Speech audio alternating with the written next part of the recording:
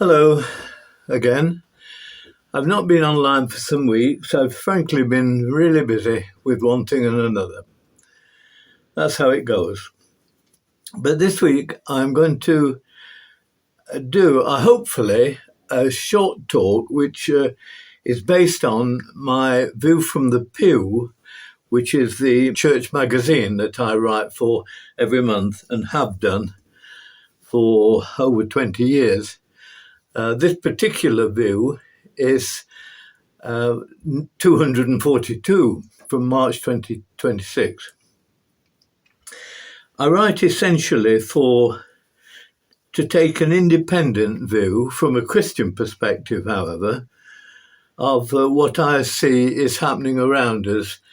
And because we live in a rural area and for many, many years kept sheep, they didn't keep us by the way we kept them, and also kept bees for 35 or 6 years, and they didn't keep me. I kept them. But this month I want to talk a little bit about AI, which is an acronym for two words. And I'm going to ask you now a question. Which of these two words is the most important? In your view, quickly, don't think too much about it, artificial or intelligent. Just say it to yourself now, and I'll come back to it later. But now, I'll continue as I did in March magazine. For some weeks on Wakening, I have found a ladybird on my pillow, just sort of in my eyeline there. And whether it's the same bird every day, or one of a group taking turns to spend its night with me, I'm not sure. I can speculate, of course, that it may have something to do with warmth, or ask if it's an inner yearning for human company, particularly my company. I don't know why. In either case, she is a creature which nature dictates should be hibernating with her chums in the window frames of our old cottage. They've done it for many, many years now. On the east side of the cottage particularly, but we also get it on the west side. But they just come in and come under the window ledges, where you open the windows and that. And they just stay there until springtime. Every morning, though, this particular one, I carefully take her back to rejoin the colony, which is continuing its winter slumbers. Now, should this individual persist with its present behaviour, she will soon realise it's on a road to perdition. Not by my hand, I've got to say, but nature. A nature that has a purpose for her once the season changes. Now, we know that ladybird is derived from the Latin coccineus, meaning scarlet, and that the name of ladybird itself came about because Mary, the mother of Jesus, is known as Our Lady, and in early paintings she was often depicted in art as wearing red. This led later generations to think that the 7 spots of the most common British beetle were then represented by them as being Mary's 7 joys and 7 sorrows. One of the sorrows, of course, was Jesus being taken down from the cross and buried. And one of her joys was the Annunciation, incidentally. Now, perceptive viewers may know that, like the ladybird, humanity also has a purpose in life, but, unlike her, they were created as immortal spiritual beings. However, the story of Adam then explains why we are still spiritual beings, despite his story. We are spiritual beings, but this time in a material body. And so we have mortal lifetime to fulfill that purpose. From the earliest times, humanity's looked for its purpose and found excellent expression in Aristotle, and then Christianity found it in St. Augustine, who talked about, because we're made by God, we're always restless, and restless until we come back to a sense of peace and being in Him. Now, in my own desires to find a purpose in life, I found myself strangely looking at everything, as did Aristotle. I read Aristotle. I didn't read Socrates because he never wrote anything. Aristotle wrote it all. And then Plato, of course, Aristotle's disciple, wrote also about Socrates and Aristotle, Plato himself. Now, I felt strangely drawn to something which is not really a purpose.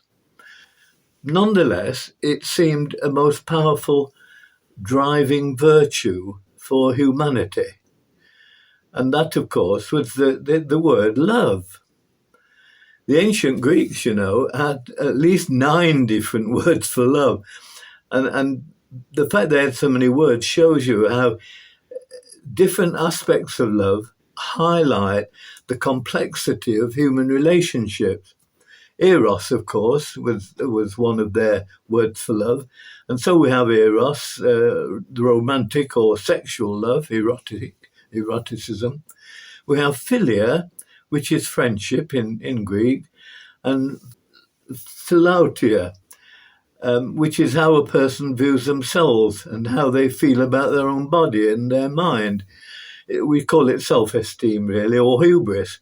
The self-esteem being a good way of thinking about ourselves, and hubris as being a bad way. People with a high self-esteem pride themselves on a positive body image and practice, and of course, philautia has its dark side too.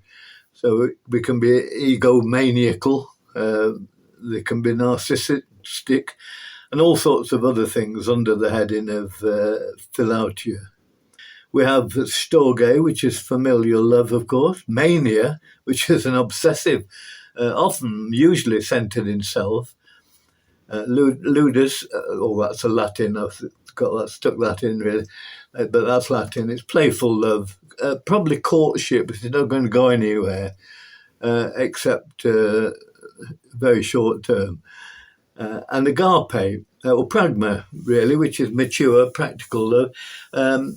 When a woman with 2 children marries an older man, for example, there may not be the next form of love there, but there's certainly a friendship, a practical love.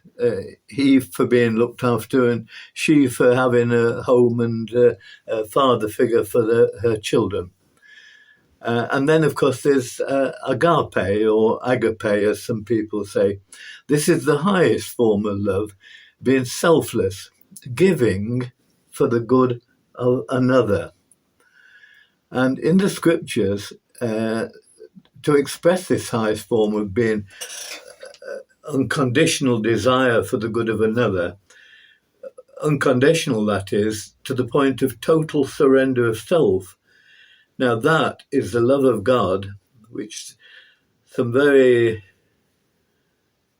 beautifully poetic words in the King James Version talks about, probably written by Tyndale, a Gloucestershire man, talks about the love of God which passeth all understanding. And it is difficult to comprehend, isn't it? Difficult for us to get our head around a love which for the other, not for self. So it's not narcissistic in any way. Unconditional to the point of total surrender of self. Now this is the love of God which passeth all understanding. It's very different, isn't it, from the desire for personal gain in heaven by today's modern suicide bombers.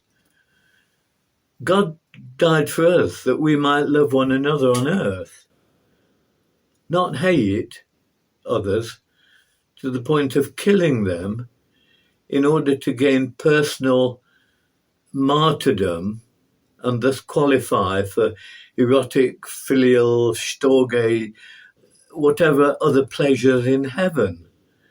I can't get my head around that, really. I can understand it with my left brain, the logical, but I can't merge that logic, which I understand from their point of view. I can't merge it with what's happening in the other side of my brain, which is more to do with balancing and more to do with nuancing and playing off, not playing off, but conjoining things, making sense of the totality of human experience and human senses. That's to do with this side of the brain. In theologians say that God created us because his being is love, and so he can do no other. And it is this thought that brings me back to my question regarding your choice of the word artificial or intelligence. Which is the most important? You had to choose. If you didn't, you just dodged the question, which is a modern phenomena, really. Move away from decisions. Always keep asking questions. Very media training style, that. To those, however, who chose intelligence, I point out that humanity is neither holy nor perfect. Nor does anything about our present world suggest that a sudden change for the better is probable or is imminent. We know human minds can range anywhere between indifference towards others to obsession with self and even obsession with objects. The human mind can perceive and strive for the highest forms of godliness, as talked about by Aristotle and Plato and others of that period, and then St. Augustine and Thomas Aquinas and Pope Benedict with another, and Francis in a different focus. So the human mind can perceive and strive for the highest forms of godliness, to be all willing to submit to evil satanic forces. I suspect Stalin and Hitler were two of those who submitted to satanic forces, and certainly Chairman Mao, because he was responsible for 33 million people, and the fellow in North Vietnam now, and the guy who was in Thailand, was it? Oh, there's just so many whose satanic submission led to the early death of millions and millions of people. We're going to die anyway. Why rush to it? Now, back to the answer to my question. If you put into intelligence first, these are the same human minds that designed and programmed AI. And so I think the choice of the word artificial is probably the better of the two to make. Because if nothing else, it reminds us that AI is a product of the human mind, and as such is a product of a flawed, finite creature. Probably best, therefore, to regard AI, as I try to do, a utilitarian tool. It has no soul, no being. I'll digress for a second. I saw on one of these antique programs, which I do enjoy, and I enjoy the auctions as well. They were selling off the proceeds of a really a 19th century carpenter, top cabinet maker, top of the trade, cabinet making. And there was a huge row, and it must have been, in meters, 3 meters, 10 feet, something like that, long, with holes in, as they do, and a wood chisel, a different wood chisel in each. And so there'd be, 50 let's say 50 different wood chisels, each for its own little precise job it had to do. They're all cutting tools, but each one had a different shape, a different profile, and some engineer somewhere had made the metal that made the chisel. And somewhere had dug the ore and then smelted the ore, and then it had been refined and then machined until it made a range of, say, 50 chisels. And so tools, I think of AI as a tool, a utilitarian tool. And just as a chisel had no soul and no being other than a material, a physical being, so let's regard AI in the same. And most importantly, don't fall into the trap of seeing human beings in utilitarian terms, of them merely being an instrument for you to toy around with, to play with, or for you to use. I also think then of the hundreds of millions of slaves that were created during the Second World War, as each country, Britain put its prisoners to work. And I remember as a boy seeing quite a lot of Italians in the fields. Quite a few of them stayed after the war, and they were taking the place of farm labourers who had gone to war, of course. But in Russia and Germany, they thought it best to use these people as tools, and they fed them poorly and they died, and all these people were slaves, and the Romans did the same. And when the word reparations first hit the American scene, I was in seminary in 1967, 8, when the first movement towards reparations, as they talked about it, I jokingly made a point of, I could look forward to reparations because some of my ancestors were taken as slaves by the Romans. Now, I don't know that, to be all honesty, but it's probably true. There's been slaves and again, a digression, the phrase Britons never shall be slaves came about because at the end, for about 50 or 60 years, in the Mediterranean, off the coasts of Libya and Tunisia, pirates, people would be coming off and taking people off ships, women and children particularly, and taking them, putting them into slavery.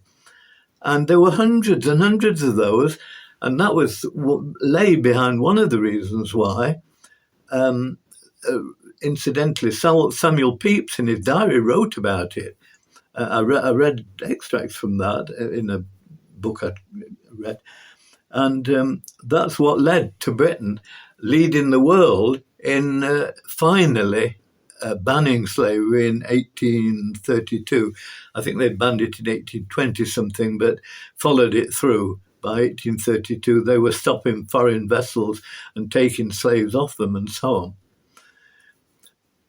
And so, best to compare, I think, AI as a utilitarian tool and guard against the dangers of seeing it as being anything other than that.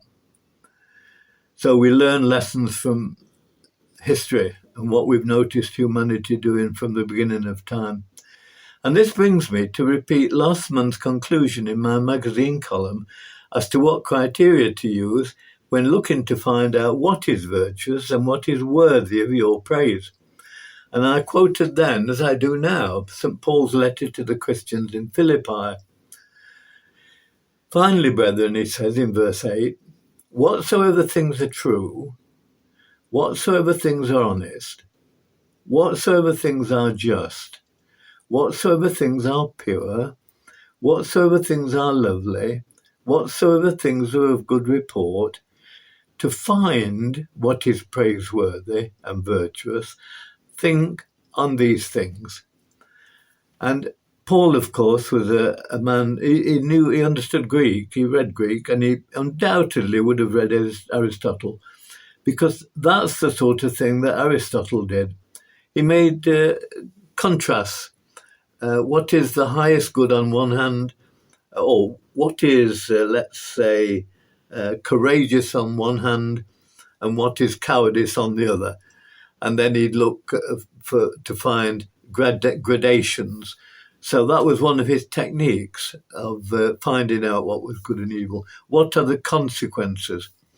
And some years ago, late 60s, I went to a lecture by a chap called C.A. Joyce, I think. He'd been a Borstal superintendent and a prison governor.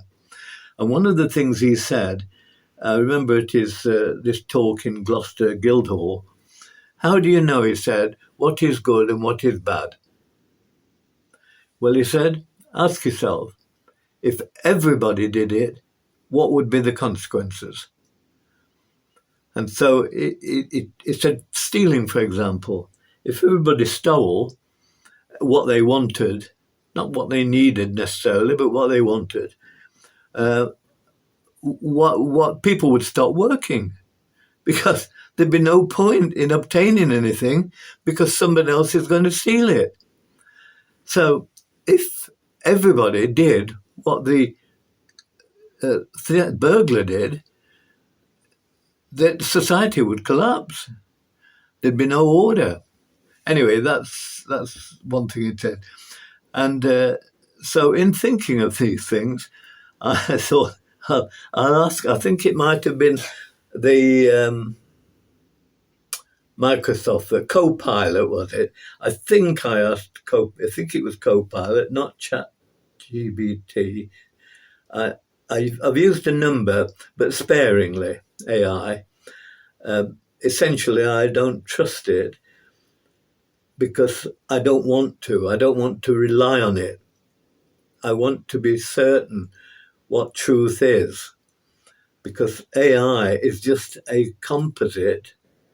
It's just a collection of what other people have put in. It's a sort of Wikipedia writ large, and I believe it stole all the Wikipedia entries anyway.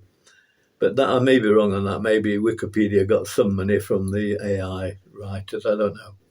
But anyway, I jokingly told AI, I said, well, my favourite music is mainly melody and harmony. And you'll be interested in this, because I've read quite a lot about from neurosurgeons and also from neuroscientists. And one chap in particular, McGilchrist, I think, I've got his books behind the big screen here. And it's The Matter with Things. Dr. Ian McGilchrist, I think, is it? Just one second.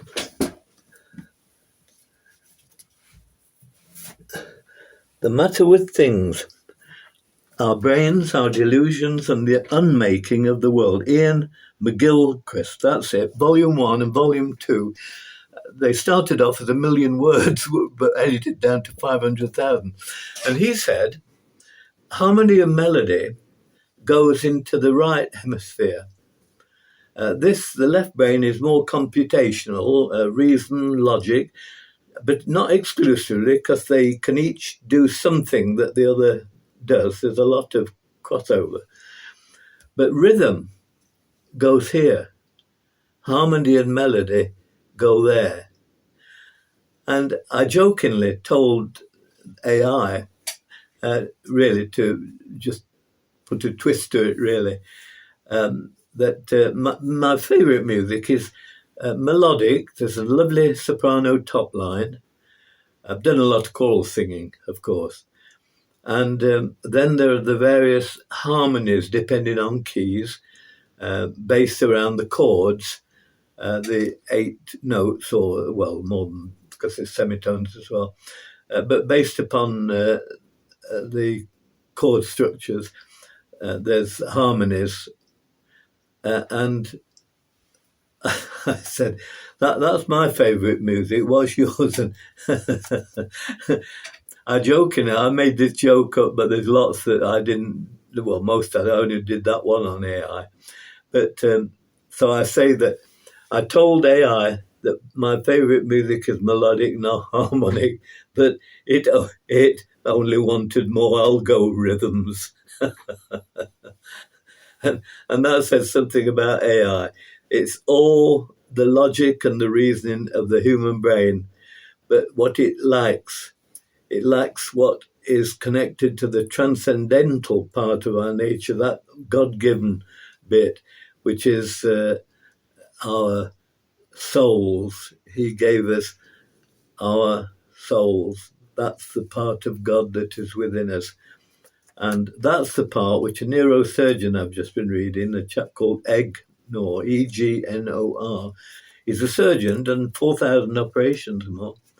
But he's come to the conclusion that the brain is not the source of the mind. How interesting. So the mind is not a product of the brain. The mind is immortal. And there's good evidence. Read his book, The Immortal Mind. Yes, Dr. Michael Egnor. Just a second. The Immortal Mind. I'm not getting paid for these, by the way. I'm not advertising for money. It's Dr. Michael Egnor and Denise O'Leary. She's really, I think, edited and put pure scientific things into more nuanced language. But he's reached the conclusion that the mind is not a product of the brain, but he's reaching the conclusion that the mind is immortal and continues after death. And the mind is the soul, as he sees it. And that ties in, interestingly enough, with what St. Paul said when he said, "Let this mind be in you that is in Christ Jesus." Interesting, isn't it? Paul, when writing to the Philippians, said that fill your mind, you see, fill your soul, he's saying, isn't he, with good things, wholesome things, that which is true. And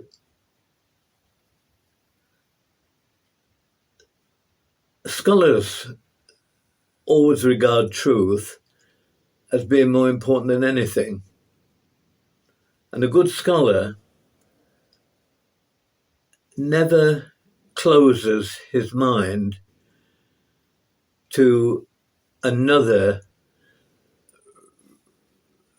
archaeological find, another find of a manuscript or parchment or fragments of parchment. A good scholar has always got their mind open for new truths, just like in theory, a good scientist should and can quite easily talk about theories, but should never assume that a theory is complete and become a truth. For the reason I said earlier, because we have finite minds. I think of evolution. For over 100 years, we said that, certainly all my lifetime, we've talked about the theory of evolution, and happy to do so, because we understand that the limits of or the desires of scholarship for truth. And so we talked about the theory of evolution. But then about 20 years ago, I noticed, it's not been one of my fields of study, but I noticed that they dropped the word theory and just presumed that that was it. It was settled, signed, sealed, delivered, and other works then started to be based on this knowledge. And what do we discover? Now, evolution is under serious threat. The advent of genetics and other research has shown that we really should be talking in terms of adaptation of species rather than wholesale and very slow changes in species. So we have to be on guard against these things and be on guard against the use of AI in regarding it as anything other than a tool, a useful tool, but AI has no being.